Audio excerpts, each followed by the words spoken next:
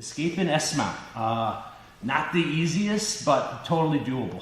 What we're gonna focus on is our opportunity for escape in this series is based on whatever knee is up. That's where our attention is gonna go.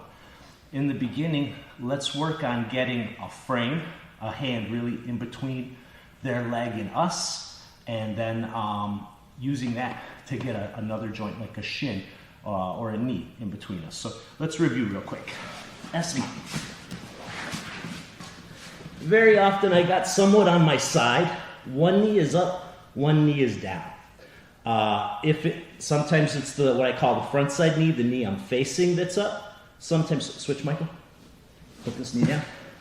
Sometimes it's the other one, the one behind me that's up. You can't predict, but know that whichever one is up, that's the one your attention's gonna go to. Let's get our focus on our arms for a second here. Whenever Mike has got this little diagonal shin, it's not parallel to my belt line, it's on a little bit of a 45 from hip to shoulder. That's when it's often gonna be my top hand that's gonna look to get in.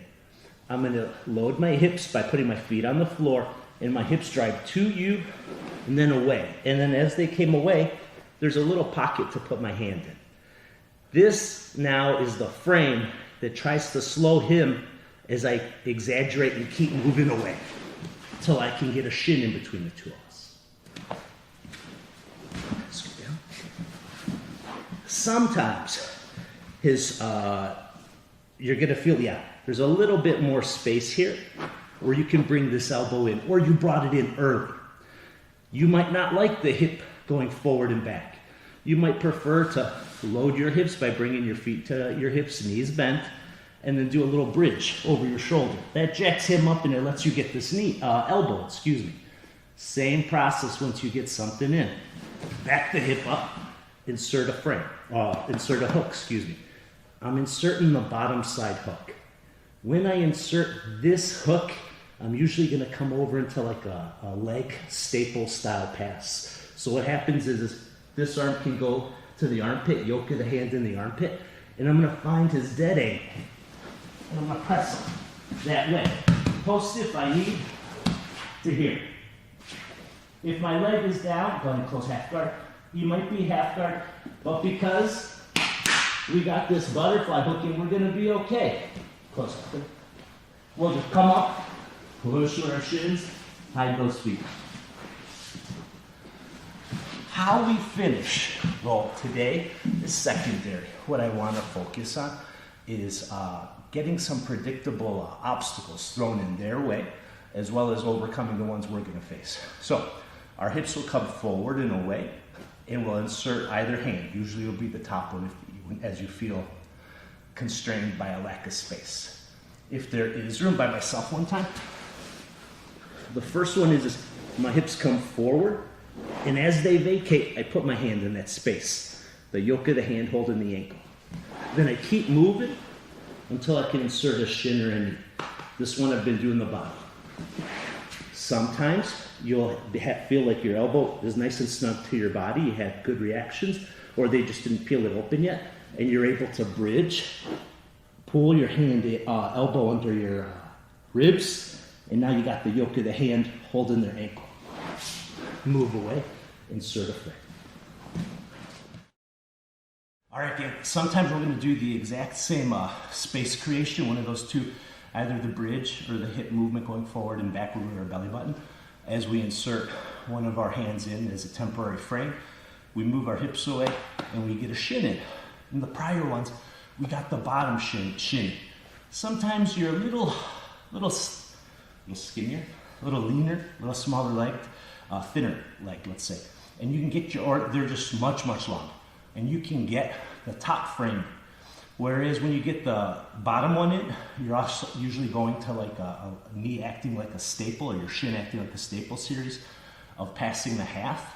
Sometimes you're gonna go right to like a knee cut if you get the other leg. So let me show you that. Please start.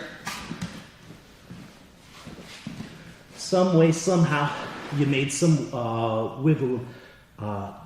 If he's sitting on this hip, it's hard to get this leg in. That's when the bottom one comes in. But if he postures up a little bit, sometimes I'm getting this one in. Or if you're smaller, you're just able to fit it in. In either instance, we're still cupping the shin. We're going to their armpit to help guide them. We're gonna find that dead angle, that spot straight through here where he doesn't have a limb to easily post with. As I pull on his ankle, my shin guides him and my knee opens, coming up to here. We're gonna start to put our head underneath their jawline, grazing their chest, looking for an underhook with my other hand. As I start, looking to knee cut. So you're creating space the same way, getting one of your frames in, using your hips to get a hand in. Then once your hand can stop their foot from following you, you exaggerate that space with the hip escape. Then you insert one of your knees or shins in. From there, we go to the shin press. If it's the bottom leg, again, it's usually going to act like a staple. If it's the top leg, it's going to usually be the knee cut. All right, gang, last one we're going to cover. Sometimes our partner raises the knee that's behind us up off the ground. Not always the best because it's kind of an easy segue, a single leg X from the kneeling position, but people do it. So you want to actually have at least that skill set in your repertoire to take advantage if it happens.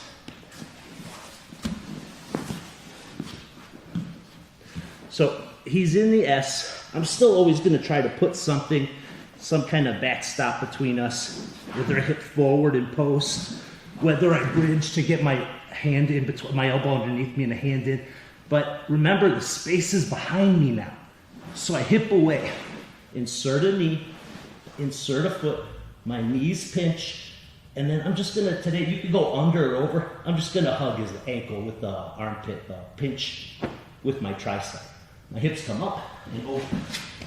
As I come out, we can come up to combat base for today.